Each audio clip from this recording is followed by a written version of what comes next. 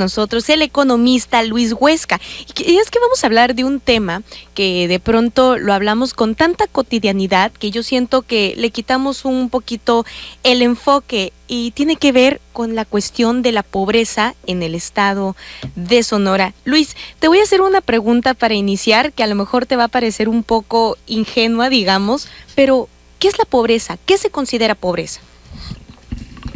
Bien, buen día, Selena, pues gracias por la invitación. El concepto de la pobreza es realmente enfocado a la carencia, a la falta de ingresos suficientes para poder acceder a la compra de satisfactores en el mercado y pago de servicios, esencialmente, ¿no? Pero ese es el concepto más ocurrido y que recientemente, durante las últimas décadas, entrando sobre todo este nuevo milenio, instituciones como el Banco Mundial la han incorporado a aspectos que van más allá del ingreso, como el acceso a servicios básicos, a servicios que tengan que ver con derechos, ¿no? Acceso a derechos básicos, educación, salud, y bueno, entonces van de la mano. Sin embargo, la parte de ingresos, una sin otra, realmente pues eso sería una medición con carencia, ¿no? O sea, sería una medición de pobreza no suficiente. Entonces van de la mano las dos. En este caso, ¿cómo estamos en cuestión de pobreza en el estado de Sonora? Bien. Hay precisamente un método estándar que lo sigue el Consejo de Evaluación, el Coneval, de la Política Social. Y realmente el método que usan ellos, pues es un método muy más o menos conocido, que tiene que ver con costo de vida, con umbrales. Ahorita que está la inflación creciendo mucho en los precios de los alimentos, se está reflejando rápidamente en ese umbral de dinero que tienen que tener las familias para no ser pobres. Nosotros en el CIAD tenemos un microsimulador. ¿Qué es esto? Bueno, es una herramienta la cual nos permite medir e ir más allá de lo que el propio Coneval está haciendo dentro de sus funciones. Entonces, en este microsimulador nosotros hemos podido hacer un ejercicio en el que podemos medir partiendo de los resultados que nos ofrece el instituto, o sea, datos oficiales. Y Sonora, pues, en el año 2020, que es en plena pandemia, posteriormente al cierre que hubo de la actividad económica por la pandemia, el Coneval reportó una pobreza por alrededor del 40% en Sonora. De la población general. Así es. O sea, el 40% de los sonorenses se encuentra en una condición de pobreza. Así es. Estos son 1.186.000 personas, ¿no? Entonces, es mucha población.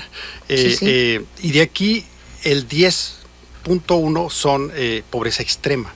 Okay. Y la pobreza extrema es precisamente aquella que no le alcanza el dinero para comprar adecuadamente una canasta básica para su familia, ¿no? Es importante también considerar que aquí en este costo que se maneja para calcular la pobreza, se incorpora la familia, ¿no? En el seno familiar, todos los miembros.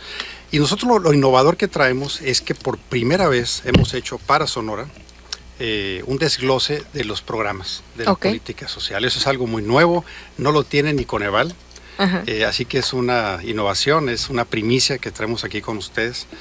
El programa que me digas del gobierno federal, podemos nosotros hacer un ejercicio. Ya hicimos un ejercicio para ver qué tan reductores son de pobreza estos programas. ¿Y qué tan reductores son, Luis? Sí, bien, pues no la pregunta, ¿no? El que queremos responder.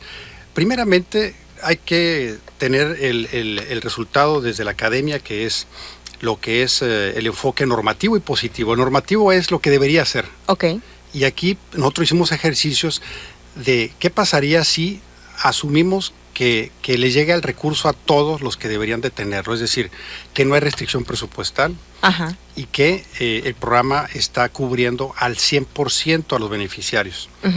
Es muy idealista, pero es bueno ver el reto, ¿no? ¿Qué tanto potencial tienen los programas del gobierno federal actual para combatir la pobreza en el estado? ¿Y dónde estamos en este momento, no? Claro, entonces ahorita partimos. Primero, antes de ver lo que es la medición normativa, nosotros hicimos el cálculo de cómo está la situación, con el recurso que llega, cubriendo a los beneficiarios como están. O sea, Ok. no hay una cobertura al 100% todavía.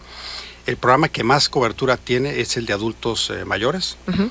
de las pensiones no contributivas. Pero vamos a ver cómo está la situación como referencia.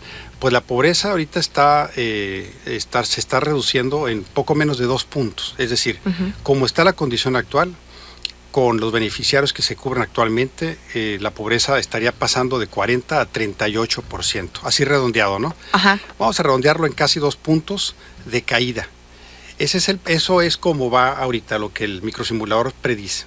Ujú. ¿Qué pasaría si los programas no tuvieran restricción presupuestal? Es decir, que cubren y el dinero alcanza para darle a todos y que le llegue a todos los beneficiarios de acuerdo a las reglas de operación de cada programa, ¿no? Ujú. Porque hay que recordar que las pensiones no contributivas federales son universales, es decir, no son nomás para la gente en pobreza. Para todos los Eso no adultos para mayores todos. de 65. Así es. Entonces, asumiendo que a todos les llega todo el recurso en cada programa, la pobreza tendría un potencial de 9%, 9 puntos porcentuales, o sea, no es poco, Ajá. ¿sí? Esto habla entonces de la necesidad, de la falta todavía de recursos que necesitan tener los programas Ujú. para que precisamente tengan un impacto. ¿Y cuál es ese impacto? Nuestro microsimulador, que se llama MEXMOD, por cierto, Ujú. predice que podría bajarse hasta 9 puntos. Eso es algo inusitado, o sea, O sea, de este 40, digamos que el 31% estarían en Así. condición de pobreza. así es, 31%. Ahora, ¿qué programa es el que más te interesaría saber? Yo creo que la audiencia también. ¿Qué programa estaría más reductor?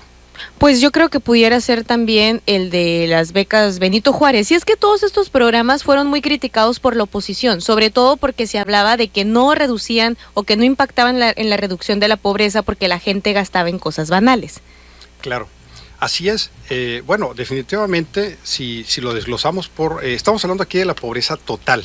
La pobreza total que incluye la extrema, ¿no? Es la suma de los extremos y los que no tienen ingreso suficiente para llegar a fin de mes, para pagar sus cuentas, etcétera, ¿no? Entonces, aquí podemos ver que el programa que se piensa, claro, que es uno de los más fuertes, como el de la pensión para el bienestar de los adultos mayores, que es para todos, no nomás para pobres, sino para todos, ese puede reducir 2.5 puntos. Ujú. Entonces, pero no ese que impacta más. El que estaría impactando más son precisamente las becas para el bienestar Benito Juárez. Ujú. ¿Qué pasaría si digamos, solamente este programa, es decir, aislando los demás Ujú. y viendo el efecto de este programa, la pobreza bajaría de 40 a 36.4? Ese es 3.7%, reduce este programa. El que le sigue también con muy buen efecto es la pensión para el bienestar, pero de las personas con discapacidad. Ok. Es bien curioso porque ahí en conjunto con este programa la pobreza puede bajar a 35.7. Tiene un efecto reductor de más de 4 puntos. Claro, La y sobre todo porque las personas con discapacidad no solamente es la persona que no puede ser productiva laboralmente, sino los mismos familiares gastan mucho en los medicamentos o en las terapias que tienen que tener. Luis, te agradezco muchísimo que nos hayas hablado de este programa. Incluso vamos a dejar el micrófono abierto contigo a ver si más adelante, a lo mejor la próxima semana, nos podemos enlazar de nuevo para que nos sigas platicando sobre este simulador que parece muy, muy importante, sobre todo porque finalmente la reducción de la pobreza, pues afecta, bueno, más bien beneficia directamente en el bienestar de las personas en general.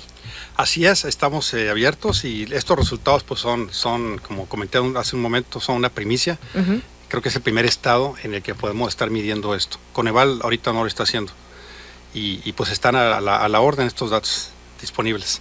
Vamos a dejar la conversación abierta entonces. Luis Huesca, te agradezco muchísimo que nos hayas atendido esta entrevista. Son las 7 de la mañana con 44 minutos. Vamos a pausa y volvemos.